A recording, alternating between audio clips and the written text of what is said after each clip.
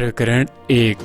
मेरे माता पिता एवं मेरा बचपन, परम सत्य की खोज और उसके साथ जुड़ा गुरु शिष्य संबंध प्राचीन काल से ही भारतीय संस्कृति की विशेषता रही है। इस खोज के मेरे अपने मार्ग ने मुझे एक भगवत स्वरूप सिद्ध पुरुष के पास पहुंचा दिया, जिनका सुघड़ जीवन युग युगांतर से आदर्श बनने के लिए ही तराशा हुआ था। वे उन महान विभूतियों में से एक थे जो भारत का सच्चा वैभव रहे हैं।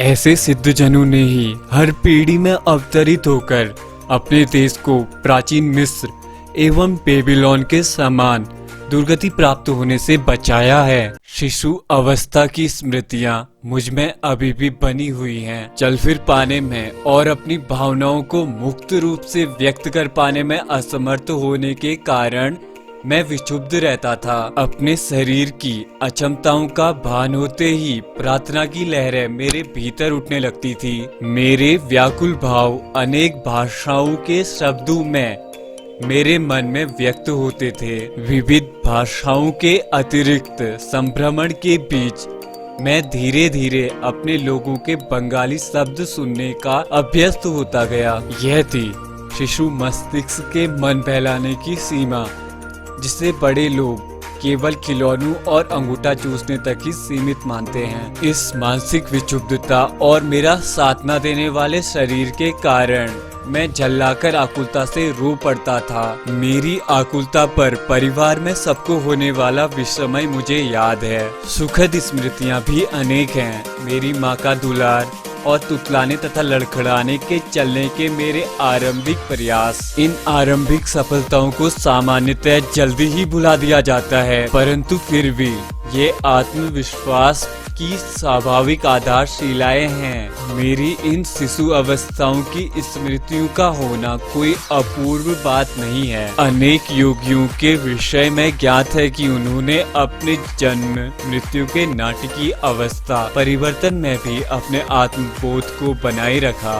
यदि मनुष्य केवल शरीर होता तो निसंशय उसकी मृत्यु के साथ ही उसका अस्तित्व समाप्त हो जाता, किंतु यदि युग युगांतर से सिद्ध महात्माओं ने सत्य प्रतिपादित किया है तो मानव मूलतः अशरीरी सर्वव्यापी आत्मा है। शैशवावस्था की सुस्पष्ट स्मृतियों का होना विलक्षण तो है, किंतु ऐसी स्मृतियां अति दुर्लभ भी नहीं। अनेक देशों में यात्रा करते हुए मैंने अनेक सत्यनिष्ठ स्त्री पुरुषों के मुख से उनकी शैशवावस्था की स्मृतियां सुनी हैं। मेरा जन्म पूर्वोत्तर भारत में हिमालय पर्वत श्रेणी के निकट स्थित गोरखपुर में 5 जनवरी 1893 ईस्वी को हुआ था। वही मेरे जीवन के 8 वर्ष व्यतीत हुए थे। हम 8 बच्चे थे, 4 भाई और 4 बहनें। मैं मुकुंद लाल घोष भाइयों में दूसरा और माता पिता की चौथी संतान था। मेरे माता पिता बंगाली क्षत्रिय थे, दोनों ही संत प्रकृति के थे। उनके शांत एवं शालीन प्रेम में कभी कोई अनर्थक व्यवहार व्यक्त नहीं हुआ। माता पिता के बीच आपसी सामंजस्य चारों ओर चलने वाले 8 नन्हे जीवों के कोलाहल का शांत केंद्र था। मेरे पिता श्री भगवती चरण घोष स्वभाव से दयालु, गंभीर और कभी कभी कठोर थे। उनसे अत्यंत प्रेम करते हुए भी हम बच्चे उनसे आदर युक्त उचित दूरी बनाए रखते थे। वे असाधारण गणितज्ञ और तर्क शास्त्रवेत्ता थे तथा मुख्यतः अपनी बुद्धि से ही काम लेते थे, किंतु माँ तो स्नेह की देवी थी और हमें केवल प्रेम के द्वारा ही सिखाती थी। माँ के देहांत के पश्चात पिताजी अपनी आंतरिक कोमलता को अधिक स्पष्ट रूप से व्यक्त करने लगे। तब मैंने देखा कि उनकी आंखों में पर्याय मेरी माँ की आंखों की झलक दिखाई पड़ती थी। माँ के कारण हम बच्चों का बचपन में ही धर्म ग्रंथों के साथ कटु मधुर परिचय हो गया था। अनुशासन की आवश्यकता पड़ने पर माँ हमें रामायण और महाभारत से प्रसंगोचित कहानियाँ सुनाती। ऐसे अवसरों पर डांट और शिक्षा दोनों साथ साथ चलते थे। पिताजी के प्रति आदर के प्रतीक स्वरूप कार्यालय से उनके घर आने पर उनका स्वागत करने के लिए शाम में माँ हम बच्चों को कपड़े आदि पहनाकर ध्यान पूर्वक तैयार करती। पिताजी भारत की तत्कालीन बड़ी कंपनियों में से एक बंगाल नागपुर रेलवे में उपाध्यक्ष के समकक्ष पद पर कार्यरत थे।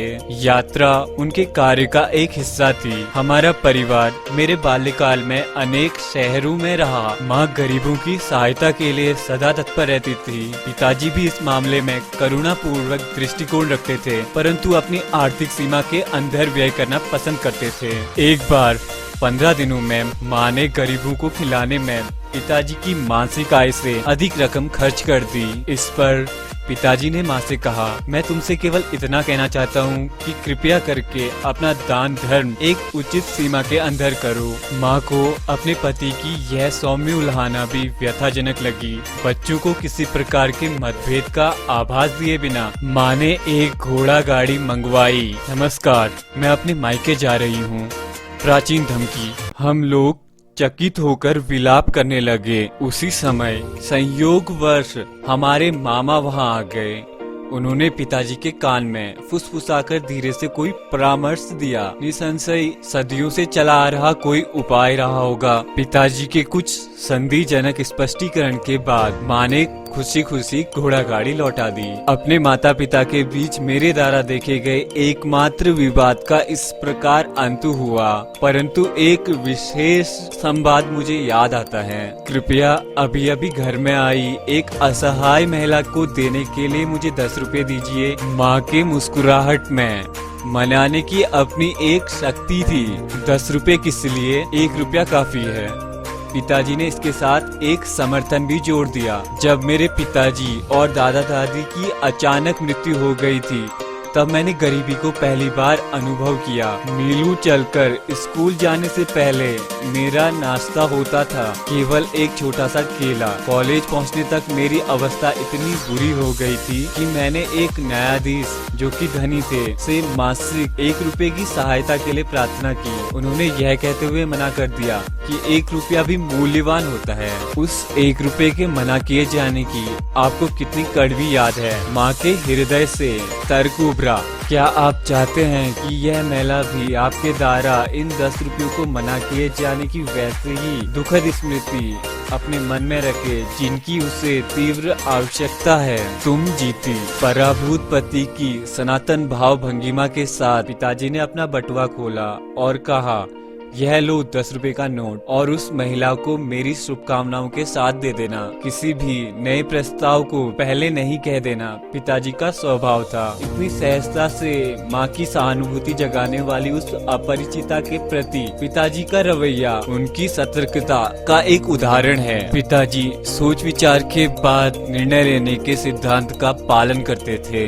मैंने सदा ही देखा कि पिताजी उचित और संतुलित निर्णय लेते थे। यदि मैं अपने अनेकों नेक अनुरोधों के पक्ष में 1-2 अच्छे तर्क प्रस्तुत कर देता तो वे सदा ही मेरी इच्छा पूरी कर देते। चाहे वह इच्छा छुट्टियों में भ्रमण यात्रा की हो या नई मोटरसाइकिल की। अपने बच्चों के बाल्यकाल में पिताजी अनुशासन में उनके साथ दृढ़ता बरतते थे, परंतु स्वयं किसी बैरागी की तरह सरल सात्विक जीवन व्यतीत करते थे। उदाहरण के लिए वे कभी थिएटर नहीं गए, बल्कि विभिन्न आध्यात्मिक साधनाओं में और भगवत गीता पढ़ने में ही उन्हें आनंद आता था। उन्होंने सारे सुखोपभोगों का त्याग कर दिया था, यहाँ तक कि वे जूतों की एक जोड़ी का भी तब तक प्रयोग करते थे जब तक कि वह बिल्कुल ही प्रयोग करने के योग्य न हो जाए। सत्ता या वर्चस्व प्राप्त करने के लिए धन संचय करने में पिताजी की कोई रुचि नहीं थी। कोलकाता अर्नब बैंक का गठन के बाद स्वयं अपने लाभ के लिए उनके शेयर रखने से पिताजी ने इनकार कर दिया। उनकी इच्छा तो अपने अतिरिक्त समय में केवल अपने नागरिक कर्तव्यों का निर्वाह करने की थी। पिताजी के पेंशन लेकर सेवानिवृत्त होने के कई वर्ष बाद बंगाल नागपुर रेलवे के बही खातों की जांच करने के लिए इंग्लैंड से एक अकाउंटेंट महोदय भारत आए। जांच अधिकारी ने देखा कि पिताजी ने उचित समय पर अदा न किए जाने वाले किसी बोनस के लिए कभी कोई आवेदन नहीं किया।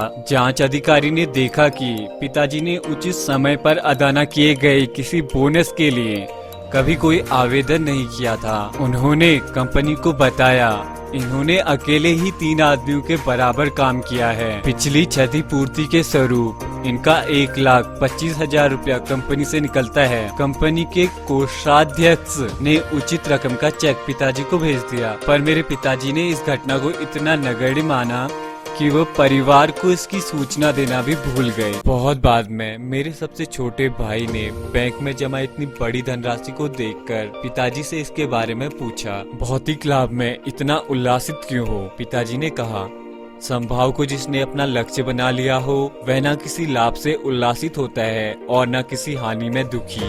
वह जानता है कि मनुष्य इस संसार में खाली हाथ आया है और खाली हाथ ही जाता है। अपने वैवाहिक जीवन में पदार्पण करने के शीघ्र बाद ही मेरे माता पिता एक महान गुरु बनारस के लाहिड़ी महाशय के शिष्य हो गए। इस संपर्क से पिताजी के पहले से विरक्त स्वभाव को और बल मिला। माँ ने एक बार मेरी सबसे बड़ी बहन रोमा को एक उल्लेखनीय बात बताई। तुम्हारे पिताजी और मैं संतान प्राप्ति के लिए वर्ष में मात्र एक बार पति पत्नी के रूप में साथ सोते हैं। पिताजी लाहिड़ी महाशय से अविनाश बाबू के माध्यम से मिले थे। अविनाश बाबू बंगाल नागपुर रेलवे के एक कर्मचारी थे।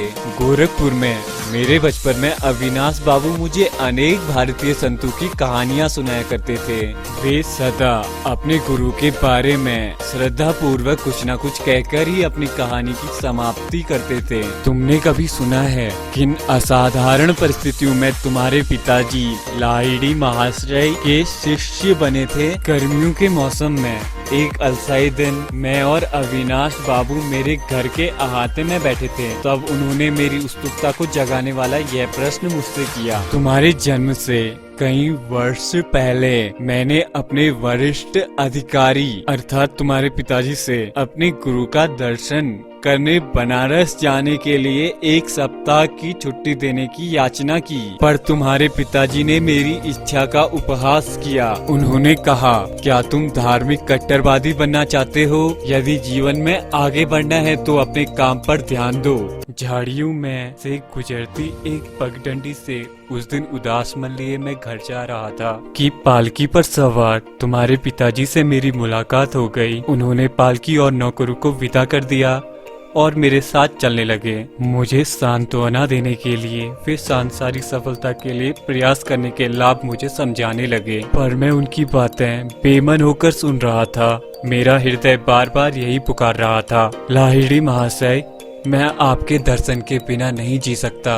हम लोग चलते चलते एक सुनसान मैदान के किनारे पहुंच गए, जहां संध्याकालीन सूर्य की किरणें लहराती ऊंची जंगली घास पर चमक रही थी। हम लोग उस मनोरम दृश्य को देखने के लिए रुक गए। वहां उसी मैदान में हमसे कुछ ही गज की दूरी पर मेरे महान गुरु अकस्मात प्रकट हो गए। उनका स्वर वातावरण में गूंजा, भगवती, तुम अपने कर्मचारी के प्रति अत्यंत कठोर हो। इसके साथ ही वे जिस रहस्यमय ढंग से प्रकट हुए थे उसी रहस्यमय ढंग के साथ अंतर्ध्यान हो गए। मैं जमीन में घुटने टेककर लाहिड़ी महाशय पुकार रहा था। कुछ क्षणों के लिए तुम्हारे पिताजी स्तंभित हो गए। अविनाश, मैं न केवल तुम्हें छुट्टी दे रहा हूँ बल्कि वाराणसी जाने के लिए मैं स्वयं भी छुट्टी ले रहा हूँ।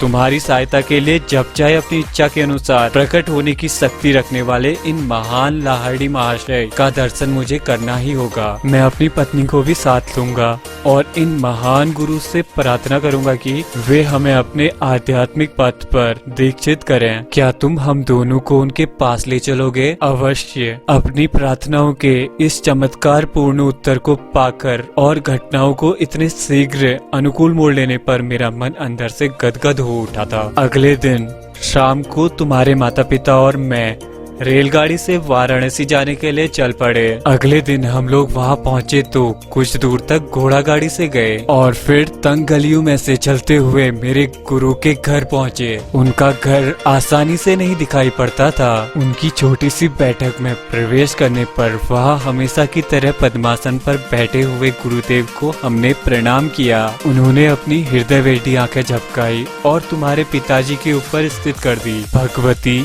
तुम अपने कर्मचारियों के प्रति अत्यंत कठोर हो। 2 दिन पहले घास भरे मैदान में कहे गए वही शब्द उन्होंने फिर से दोहराए। फिर उन्होंने आगे कहा, मुझे बहुत खुशी है कि तुमने अविनाश को आने की अनुमति दी। और साथ में तुम भी अपनी पत्नी को साथ लेकर यहाँ आ गए। तुम्हारे माता पिता को अत्यंत आनंद हुआ कि गुरुदेव ने उन्हें क्रिया योग की दीक्षा दी। उस पवित्र दर्शन के अविस्मरणीय दिन से ही तुम्हारे पिताजी और मैं गुरु भाई के रिश्ते से घनिष्ठ मित्र रहे हैं। लाहिड़ी महाशय ने तुम्हारे जन्म में विशेष रुचि दिखाई थी। तुम्हारा जीवन निश्चय ही उनके जीवन के साथ जुड़ा रहेगा। गुरुदेव का आशीर्वाद कभी निष्फल नहीं होता। मेरे जन्म के थोड़े ही दिन बाद लाहिड़ी महाशय ने इस जगत से प्रस्थान कर लिया। पिताजी का जहाँ जहाँ भी स्थानांतरण होता था वहाँ लाहिड़ी महाशय की सुंदर अलंकृत फ्रेम में सजी हुई फोटो हमारे पूजा घर में देवताओं के चित्रों और मूर्तियों के साथ विराजमान रहती थी। लगभग रोज ही सुबह और शाम को माँ और मैं उस पूजा वेदी के सामने ध्यान लगाकर बैठते थे और चंदन पुष्प अर्पित करते थे। धूप के साथ साथ अपनी संयुक्त भक्ति द्वारा हम उस ईश्वर रत्न की पूजा करते थे जो लाहिड़ी महाशय में पूर्णतः अभिव्यक्त हुआ करता था। उनकी उस फोटो का मेरे जीवन में जबरदस्त प्रभाव पड़ा। जैसे जैसे मैं बड़ा होता गया वैसे वैसे मेरे मन में उन महान गुरु का विचार अधिक दृढ़ होता गया। पहले पहले तो मुझे दुख होता कि वे शारीरिक रूप में जीवित नहीं हैं, परंतु जैसे जैसे मुझे उनकी गुप्त सर्वव्यापकता का पता चला वैसे वैसे मेरा दुख कम हो गया। जो लोग उनके दर्शन के लिए अति लालायित रहते थे वे प्राय लिखा करते थे कि यदि मैं तुम्हारे कुटस्थ अर्थात दिव्य दृष्टि में सदा के लिए उपस्थित हूँ तो मेरे अस्थि मांस के शरीर को देखने के लिए आने की क्या आवश्यकता है। लगभग 8 वर्ष की आयु में मुझे लाहिड़ी महाशय की फोटो के माध्यम से चमत्कारिक स्वास्थ्य लाभ का आशीर्वाद प्राप्त हुआ। इस अनुभव ने मेरे प्रेम को और अधिक उत्कृष्ट कर दिया। जब मैं बंगाल के इच्छापुर में अपने पारिवारिक घर में रहा करता था तब मुझे हैजा हो गया। मेरे बचने की कोई आशा नहीं रही। डॉक्टर भी कुछ नहीं कर पा रहे थे। मेरे बिस्तर के पास बैठी मेरी माँ ने मेरे सिर के ऊपर टंगी लाहिड़ी महाशय की फोटो की ओर देखने का मुझे इशारा किया। उन्हें मन ही मन प्रणाम करो। वे जानती थी कि प्रणाम करने के लिए हाथ उठाने की शक्ति मुझ में नहीं बची है। यदि तुम सचमुच अपनी भक्ति प्रकट करोगे और अपने अंतर में उनके चरण स्पर्श करोगे तो तुम्हें जीवन दान मिल जाएगा। मैंने उनकी फोटो की ओर देखा तो वहाँ आंखें चौधिया देने वाला प्रखर प्रकाश दिखाई पड़ा जिसने मेरे शरीर और पूरे कमरे को अपने में समा लिया। मैं स्वस्थ हो गया। तत्क्षण ही मुझ में इतनी शक्ति आ गई कि अपने गुरु में अपार श्रद्धा रखने वाली माँ का मैंने झुककर चरण स्पर्श किया। माँ बार बार उस छोटी सी फोटो पर अपना माथा टेक रही थी। हे सर्वव्यापी गुरुदेव, मैं आपकी कृतज्ञ हूँ कि आपके आलोक ने मेरे पुत्र को अच्छा कर दिया। मैं समझ गया था कि उन्होंने भी उस तेजोमय ज्योति का दर्शन किया था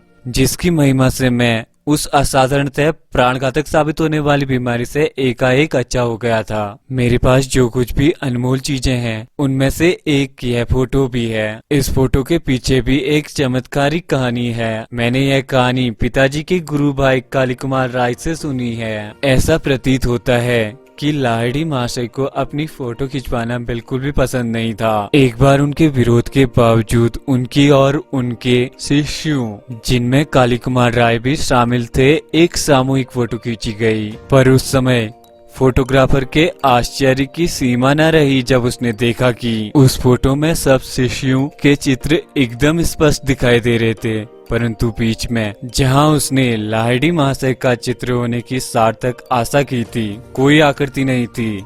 वह स्थान बिल्कुल खाली था। इस विस्मयकारी घटना की खूब चर्चा हुई। एक शिष्य गंगाधर बाबू ने, जो एक कुशल फोटोग्राफर थे, टींग मारी कि लाहिड़ी महाशय चाहे जो भी कर लें वे उनकी फोटो अवश्य खींच सकते हैं। अगले दिन प्रातःकाल जब गुरुदेव लकड़ी की बेंच पर पद्मासन में बैठे थे और उनके पीछे एक कपड़े का पर्दा भी लगा दिया था, तब गंगाधर बाबू अपने साथ सामान के साथ वहां पहुंच गए। सफलता के लिए सारी सावधानियां बरतते हुए उन्होंने उत्कंठा पूर्वक 12 फोटो खींची, परंतु शीघ्र ही उन्हें दिखाई पड़ा कि हर प्लेट पर लकड़ी की बेंच और पर्दों का चित्र तो स्पष्ट है, पर लाहिड़ी महाशय का चित्र गायब था। गंगाधर बाबू का अभिमान चूर चूर हो गया। अश्रु बहाते हुए वे दौड़े दौड़े लाहिड़ी महाशय के पास पहुँचे। कई घंटों के बाद लाहिड़ी महाशय ने इस वाक्य के साथ अपना मौन तोड़ा। क्या तुम्हारा कैमरा सर्वव्यापी अगोचर का चित्र खींच सकता है? गंगाधर बाबू ने कहा, मैं देख रहा हूँ कि नहीं खींच सकता, परंतु हे सर्वज्ञ गुरुदेव,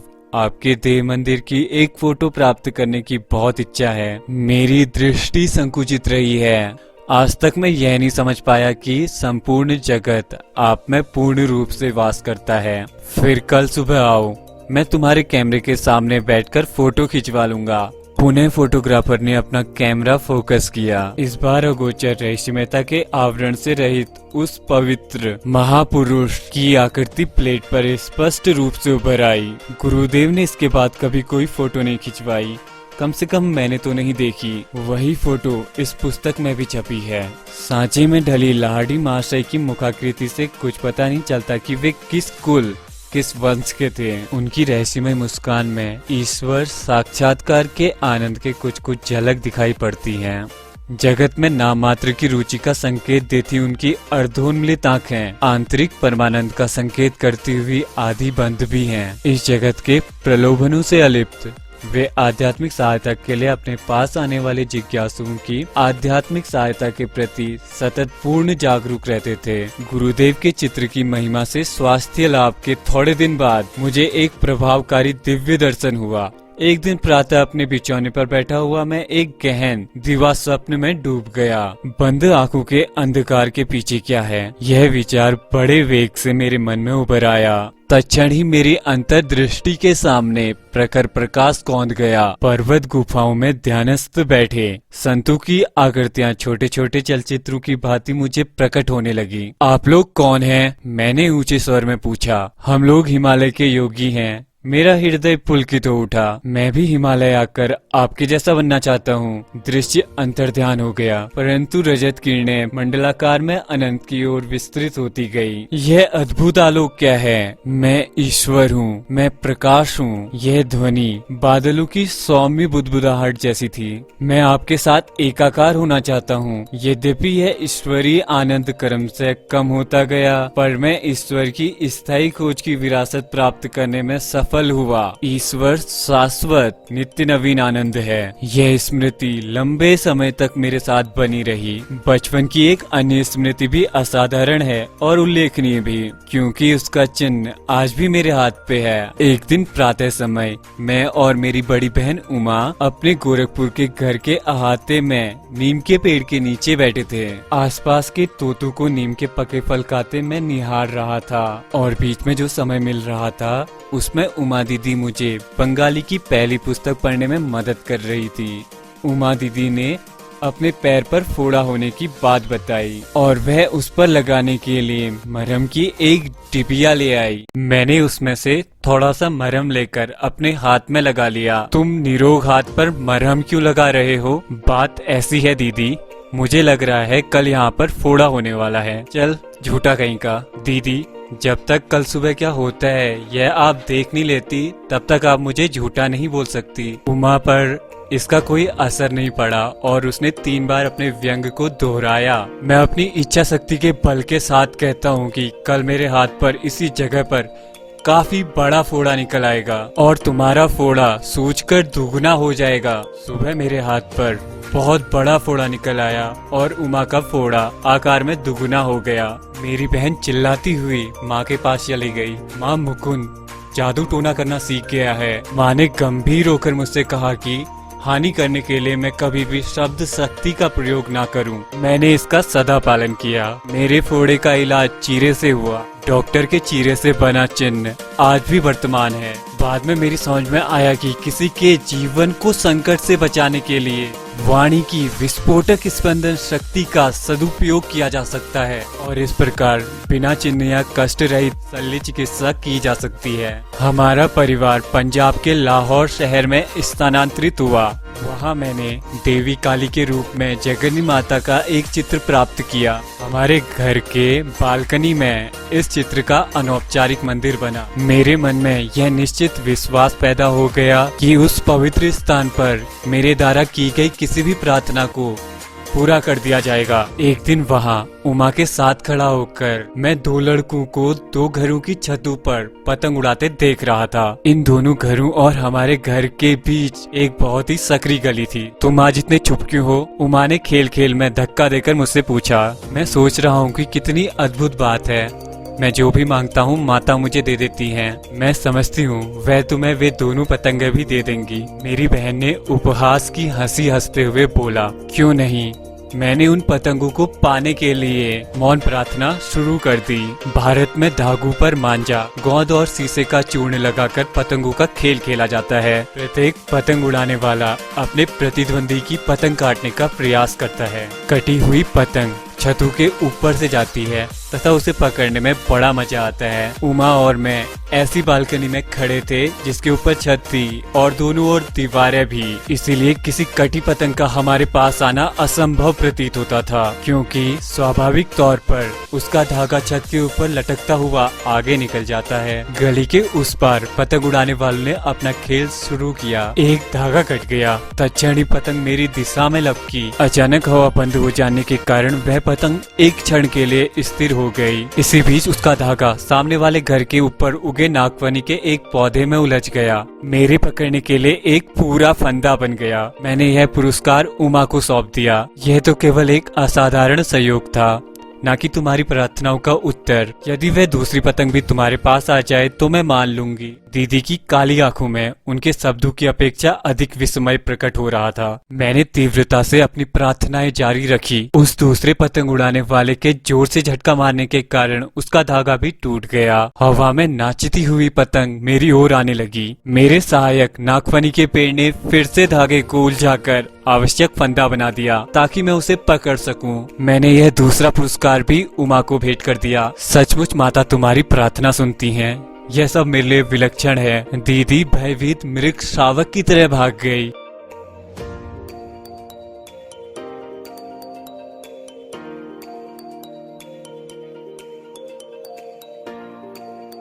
सब्सक्राइब कीजिए अगर आप आगे के चैप्टर्स की समरीज को भी जानना चाहते हैं तो।